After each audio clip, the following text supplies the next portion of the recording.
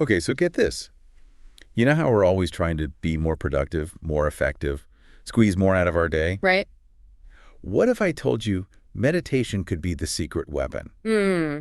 And I'm not talking about your typical find a quiet spot and breathe kind of meditation. Okay. This interview you sent over with Vishen Lakhiani, who's the Mindvalley founder, Yeah. and Jay Shetty, Right.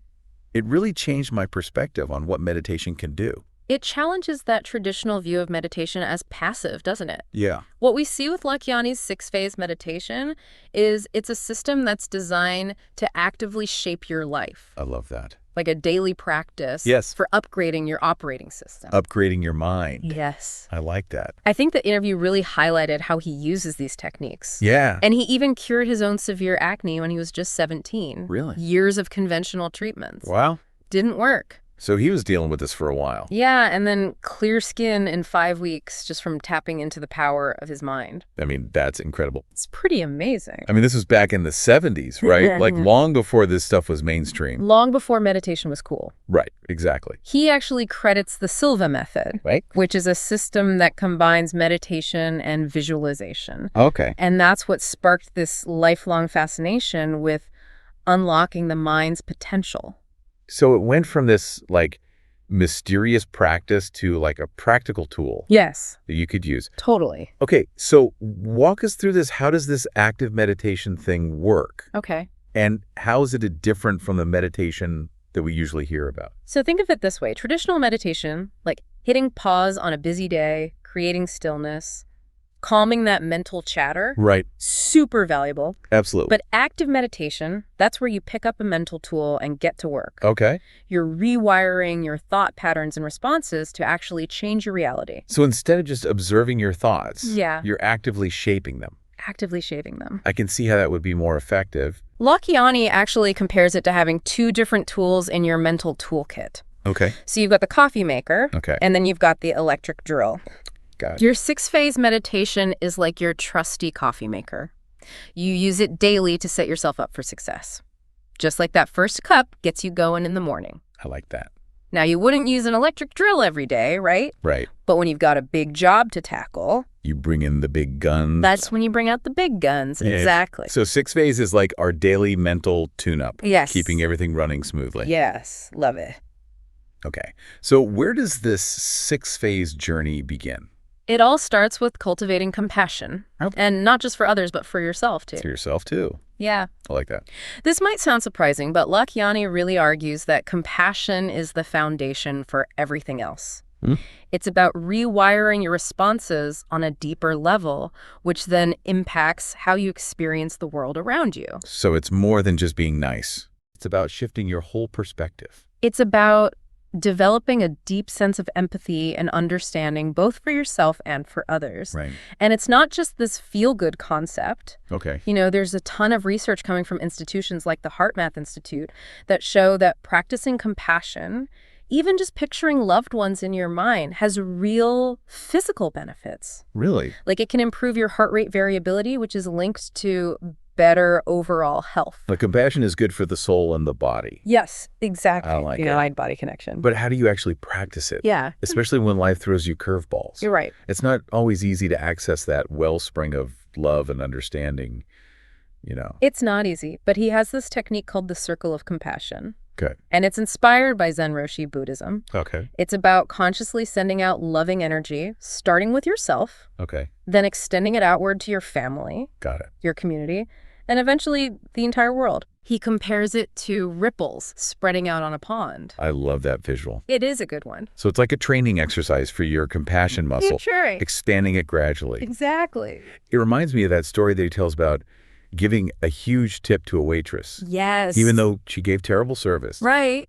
And it's like he could see the struggle that she was going through, and he chose compassion. He chose compassion, and I think it's such a good example of how compassion helps us see the humanity in others, Right? even when they're not at their best. Yeah. And this isn't just relevant to personal interactions. Mm. Imagine if leaders brought that same level of understanding and empathy to the workplace. That's what they call compassionate leadership, right? Right. I think you mentioned a Gallup study that found that employees who feel genuinely cared for by their bosses are way more engaged and productive, More productive. which ultimately impacts the company's bottom line. Absolutely. It's huge. It is huge. It really shows this powerful shift, I think, that we're seeing, where kindness and compassion aren't weaknesses. Yeah. They're actually critical skills for success Yeah. in all areas of life. In all areas of life. It all comes back to that saying, like, people may not remember what you said, but they'll always remember how you made them feel. That's good. And compassion, that genuine empathy, creates a lasting positive impact. It does. So what's the next step in this 6-phase process? It brings us to gratitude. Now, gratitude might seem like a popular buzzword these days, Well, but Lakhiani's approach goes beyond just keeping a gratitude journal. Okay. He talks about actively cultivating a sense of thankfulness, Okay. not just for the good things in our lives, but also for the challenges that help us grow. It's about finding the silver lining even when things get tough. Yeah. I can see how that ties back to the compassion piece. Yes. Having compassion for ourselves in those difficult moments. Exactly. It's about recognizing that every experience, whether positive or negative, offers an opportunity for learning and growth. And it's about appreciating our strength and resilience in the face of those challenges. So it's not about ignoring the hard stuff. It's about finding a different way to relate to it. Yeah. I like that. But how does this gratitude practice, both for ourselves and for others, tie into this whole blissipline thing that he talks about? That's a great question. You know, that idea of creating sustainable happiness from within. Yes. So blissipline isn't about chasing some fleeting sense of euphoria. Okay. It's about cultivating a deep sense of inner peace and contentment Right. that can weather life's inevitable storms. It's about building that inner resilience, that ability to bounce back from setbacks without losing sight of the good. Exactly. And that's where gratitude comes in. It helps shift our focus away from what's lacking and towards what we already have, which can be incredibly empowering, especially during tough times. Right. Remember that quote from John D. Rockefeller, the oil tycoon? Wasn't he, like, ridiculously wealthy? One of the richest men who ever lived. Right. And he said his life was one long, happy holiday full of work and play. He called himself a blissful old man at 83. Wow. I think that speaks volumes about the power of cultivating blissipline. It's about finding that inner joy regardless of external circumstances. That's inspiring. Yeah. So we've got compassion, we've got gratitude. Mm-hmm. What's the next ingredient in this recipe for blissipline? Forgiveness. It's the third phase in the 6-phase method. And it's crucial because holding on to anger and resentment is like carrying around a heavy weight. Yeah. It drags us down emotionally and prevents us from moving forward. It's like that saying, holding on to anger is like drinking poison and expecting the other person to die. Exactly. Forgiveness isn't about condoning someone else's actions. It's about releasing yourself from the pain of the past. Right. And it's not always easy, but he provides a really helpful 8-step process for working through those difficult emotions. Okay, I'm intrigued. Mm. Walk us through this 8-step process. What's the first step towards letting go? The first step is acknowledging the hurt. It sounds simple, but so many of us try to bury difficult emotions or pretend we're not affected by them. We put on that brave face even when we're hurting inside. But acknowledging the pain, allowing ourselves to feel it fully, is essential for healing. It's like facing a scary monster in a dream. Sometimes the scariest part is turning around and confronting it. But once you do, it often loses its power over you. Exactly. And that leads us to the second step, which is understanding that holding on to anger or resentment only hurts us. Like we're the ones trapped in a cage, not the person who hurt us. Exactly. And forgiveness is about unlocking that cage, setting ourselves free from that burden. Now, this doesn't mean condoning the other person's actions, but rather choosing to no longer be defined by the hurt they caused. It's an act of radical self-care. And what comes after we acknowledge the hurt and realize that holding on to anger is only hurting us, what's the next step in this forgiveness process? This is where things get really interesting. It's about reframing the situation. Reframing. So Yeah. changing the narrative. In a way, yes. It's about trying to see the situation from a different perspective, even if we don't agree with what happened or how the other person acted. So it's not about excusing their behavior, but rather trying to understand where they're coming from. Exactly. Maybe they were going through something difficult, or maybe they were acting out of their own pain or insecurities. It's about cultivating empathy, even when it's hard. Exactly. And remember, forgiveness isn't a one-and-done kind of deal. It's a process that often requires revisiting these steps multiple times. It's like learning to ride a bike. You're going to fall a few times, but eventually you find your balance. I like that analogy. And as we become more skilled at forgiveness, something really amazing happens. Our capacity for joy and success expands. Mhm. This is where the concept of our positivity quotient, or PQ, comes into play. Okay, PQ. You mentioned this earlier. It's about the ratio of positive to negative thoughts we have, right? Yes. And Sean Aker, who literally wrote the book on PQ, found that people with a higher PQ tend to be more successful in their careers, have stronger relationships, and experience greater overall well-being. So it's not just about feeling good. It's about those positive emotions actually translating into tangible benefits in our lives. Exactly.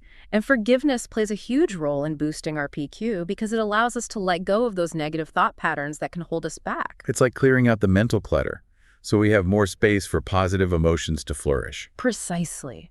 And this brings us to a crucial point. Forgiveness isn't just about the other person, it's also about forgiving ourselves. Oh, that's a big one. Sometimes the hardest person to forgive is ourselves. We tend to be our own harshest critics. So true. But think about it, when we're holding on to guilt and shame about past mistakes, it's like carrying around that heavy weight we talked about earlier. It prevents us from fully stepping into our potential. We get stuck in those negative thought loops, those shoulda, woulda, coulda moments. Exactly. But when we choose to forgive ourselves, we're essentially saying, hey, I'm human, I made a mistake, but I'm learning and growing from it. It's about releasing ourselves from that burden of self-judgment and embracing self-compassion. It's about giving ourselves the same kindness and understanding we'd offer a good friend. Exactly. Wow. And that self-compassion is essential for moving forward with confidence and clarity. Okay, so we've cultivated compassion and gratitude. We've learned to forgive ourselves and others. What's next in this 6-phase journey? This is where things get really exciting. We're moving from the inner work to the outer manifestation. Phase 4 is all about envisioning your ideal future. Okay, vision boarding time. Everyone loves a good vision board. But is that all it is? Just picturing what you want? It goes deeper than that. It's about connecting with your deepest desires and aspirations, the things that make you feel truly alive. Right. And then it's about crafting a clear vision of how those desires can manifest in your life. So it's not just about wishing and hoping. It's about taking those desires and turning them into concrete goals and action steps. Exactly. And Lakhiani has a really interesting take on this. He emphasizes getting crystal clear on the what and the why of your vision, Okay. but being flexible on the how, when, and who. I'm not sure I follow. Why let go of the how, when, and who? Because trying to micromanage every detail of your journey can create resistance. It's like trying to control the flow of a river. You'll just end up frustrated and exhausted. So it's about setting the intention, getting clear on what you want and why you want it, but then trusting that the universe will handle the detail. Exactly. It's about surrendering to the journey, trusting that the right people, resources, and opportunities will appear at the perfect time. That requires a lot of trust. But I can see how letting go of that need for control could be incredibly liberating. Absolutely. It's about shifting from a place of fear and scarcity to a place of abundance and possibility. And that's when the magic really starts to happen. I love that. So we've got our vision, our why, firmly established. What's the next step in making this vision a reality? Phase 5 is all about designing your perfect day. Designing your perfect day. So does that mean we need to schedule out every minute? It's not about rigid scheduling. Okay. It's more about curating the energy you want to experience throughout your day. Okay. Think of it like setting an intention for how you want to feel. Got it. Energized, focused, peaceful, joyful, Right. and then making choices that support those feelings. So instead of saying Uh-huh. I have to go to this meeting, then answer all these emails. Yeah. It's about shifting your perspective to how can I approach these tasks in a way that leaves me feeling energized and accomplished? Exactly. Okay. Maybe you start your day with a quick meditation or a walk outside Right. instead of scrolling through social media. Instead of doom scrolling. Right. Yes. It's about making those small tweaks that add up to a big difference. It's like that saying, the way you do anything is the way you do everything. Yes. Those small choices, they create a ripple effect. Yeah. And this reminds me of what we were talking about earlier with blisscipline. Yes. It's not about waiting for happiness to magically appear. Yeah. Right. It's about designing a life that supports those positive emotions. You nailed it. And here's the thing. So much of our happiness, I think, hinges on aligning our actions with our values. Okay. Lakhiani argues that many of us get caught up in chasing what he calls means goals. Means goals. Things we think will make us happy once we achieve them. Sure. You know, I'll be happy when I get that promotion. I'll be happy when I buy that house. When I lose those 10 pounds. Exactly. But then we get the promotion or the house and it's like, okay, now what? Right. It's fleeting because we were so focused on the destination, we forgot to enjoy the journey. Exactly. And this is where understanding the difference between means goals and what he calls end goals can really change the game. Okay, break that down for me. What are end goals, and how are they different from those mean goals that we often get sidetracked by? So think of end goals as the things that light you up. Okay. The activities you're drawn to for the pure joy of doing them. Got it. Regardless of external rewards. It's that thing you would still be passionate about even if you knew you wouldn't make a dime from it. It's like that old saying, find something you love to do and you'll never work a day in your life. Exactly. Yeah. Now, the means goals, the promotion, the fancy car, the big house, those things can be great motivators. Right. But they're often based on external validation or societal expectations. Right. They're not necessarily bad, Yeah. but they can become a trap if they're not aligned with those deeper end goals. Right. It's like we're chasing someone else's definition of success instead of creating a life that's authentically ours. Precisely. And he challenges us to ask ourselves a really powerful question. What would I do even if I knew I wouldn't make any money from it? Ooh, that's a good one. It cuts right to the chase. It does. It forces you to confront those passions you might have pushed aside because they seemed impractical or unrealistic. Totally. I imagine for a lot of people, the answer to that question would lead to a major career shift. It might. It might mean stepping outside your comfort zone, Right. taking a risk on something you truly believe in, Yeah. even if it seems scary or uncertain. But isn't that where the real growth happens? That's where the good stuff is. When we're willing to embrace the unknown and follow those whispers of our hearts. 100%. And remember, it's not about having all the answers. Right. It's about being willing to embark on the journey and trust that the path will unfold as you go. I like that. And that brings us to the final phase of the 6-phase method, Yes. which is all about connecting to something greater than ourselves. Yes. Connecting to that sense of wonder and awe that we feel Right. when we recognize that we're part of something much bigger than ourselves. Whether it's through meditation or prayer, spending time in nature, Yes. simply cultivating a sense of gratitude for the miracle of life. Beautiful. Tapping into that spiritual connection can be incredibly grounding and inspiring. It really can. It's like that feeling you get when you look up at a starry night sky and you're reminded of the vastness of the universe and your place within it. It puts things into perspective, doesn't it? It does. Yeah. And it reminds us that while we have the power to shape our lives, we're also part of something much greater than ourselves. A force that connects us all. It's like we're both the artists of our lives and the masterpiece in the making. Beautifully said. And that's the beauty of this method. It encourages us to approach life as an active participant, Yes. embracing both our power and our connection to something larger than ourselves. It's about finding that sweet spot between effort and surrender, Yes, action and flow. exactly. It's about showing up every day with intention, cultivating those qualities of compassion, gratitude, forgiveness, vision, Right. and trusting that as we do, the universe will meet us halfway. That's a beautiful thought to end on. It is. So as we wrap up this deep dive into the 6-phase method, Yeah. what's one final takeaway you'd leave our listeners with? I would encourage everyone listening to revisit that powerful question we discussed earlier. Yes. What would I do even if I knew I wouldn't make any money from it? What's that one thing you've always been drawn to, that passion that sets your soul on fire? Don't let it remain a what if. Yeah. Explore it. You never know where it might lead you. It might just be the key to unlocking your most fulfilling and meaningful life. It just might be. On that note, we'll leave you to ponder those exciting possibilities. Until next time, happy exploring.